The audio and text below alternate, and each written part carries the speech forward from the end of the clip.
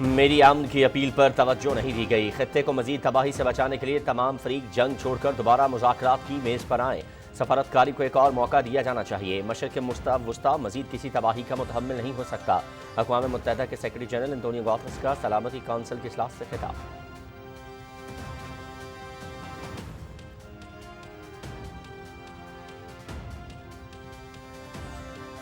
اسرائیل نے ایران کے خلاف کھلی جارحیت کی۔ ایران پر حملے عالمی قوانین کی صریحاً خلاف ورزی ہے۔ پاکستان ایرانی تنصیبات پر حملوں کی مذمت کرتا ہے۔ ایران کے حق کے دفاع کی بھرپور حمایت اور ایرانی عوام کے ساتھ بھرپور یکجہتی کا اظہار کرتے ہیں۔ مشکل کی اس گھڑی میں ایران کے ساتھ کھڑے ہیں۔ پاکستانی مندوب عاصم افتخار کا سلامتی کونسل کے اجلاس سے خطاب۔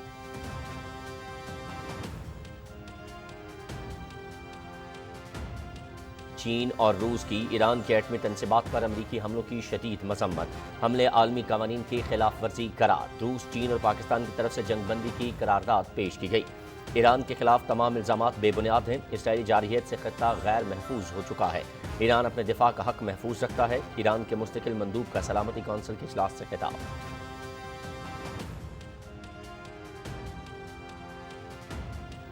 ایرانی وزیر خارجہ روس کے دورے پر ماسکو پہنچ گئے۔ عباس عراقچی کی آج روس کے صدر ولادیمیر پوتن سے اہم ملاقات متوقع۔ ایران کے جوہری تنصیبات اور امریکی حملوں کے بعد پیدا ہونے والی صورتحال پر تبادلہ خیال کریں گے۔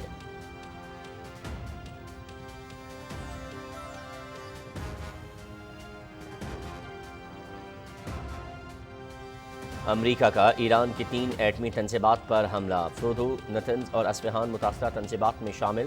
اب دنیا میں امن کا وقت ہے۔ ایران کو جنگ ختم کرنے کے لیے سنجیدہ مذاکرات کے لیے آمادگی ظاہر کرنی چاہیے، ڈونلڈ ٹرمپ۔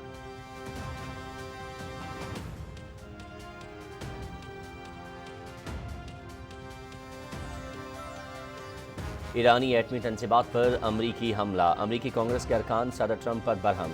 حملہ امریکی صدر ٹرمپ کے خلاف مواخذے کی بنیاد بن سکتا ہے۔ کانگریس کی منظوری کے بغیر ایران پر بمباری، آئین اور کانگریس کے جنگی اختیارات کی سنگین خلاف ورزی۔ امریکی ارکان کانگریس کا سوشل میڈیا پر پیغام۔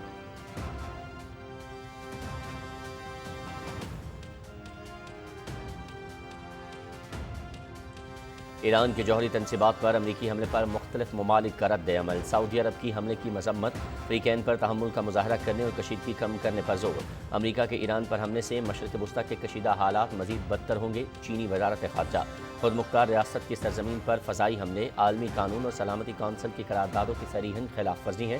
روسی وزارت خارجہ۔ اسپین، آسٹریلیا، نیوزی لینڈ، شمالی کوریا سمیت دیگر ممالک کا بھی ایران پر امریکی حملے پر اظہار تشویش۔ معاملے کو سفارتکاری کے ذریعے حل کرنے کی ضرورت پر زور، فوری جنگ بندی کا مطالبہ۔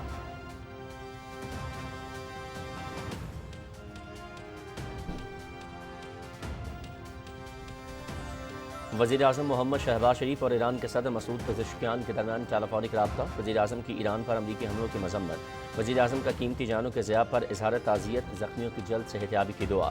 وزیر اعظم کا ایران کے برادر عوام اور حکومت کی غیر متزلزل حمایت کا اعادہ۔ مذاکرات کے آگے بڑھنے کا واحد اور قابل عمل راستہ ہے۔ کشیدگی کم کرنے کے لیے فوری اجتماعی کوششوں کی ضرورت ہے۔ دونوں رہنماؤں کا موجودہ صورتحال میں امت کے درمیان اتحاد قائم کرنے پر زور۔ صدر مسعود پزشکیان نے ایران کے لیے پاکستان کی مسلسل حمایت کو سراہا۔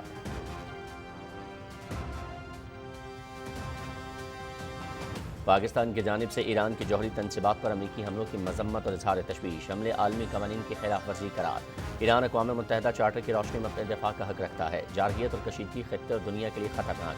فریقین عالمی اور انسانی حقوق کے قوانین کی پاسداری کریں۔ تنازع کا واحد حل اقوام متحدہ کے چارٹر کے مطابق سفارتکاری اور مذاکرات ہیں۔ ترجمان دفتر خارجہ۔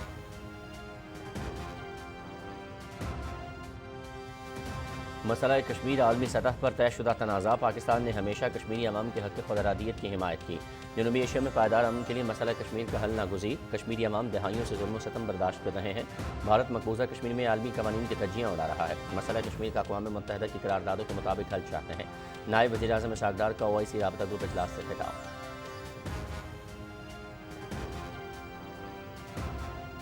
غزہ میں صہیونی فورسز کے ہاتھوں مظلوم فلسطینیوں کی نسل کشی جاری۔ اسرائیلی حملوں میں مزید 51 فلسطینی شہید، 104 زخمی۔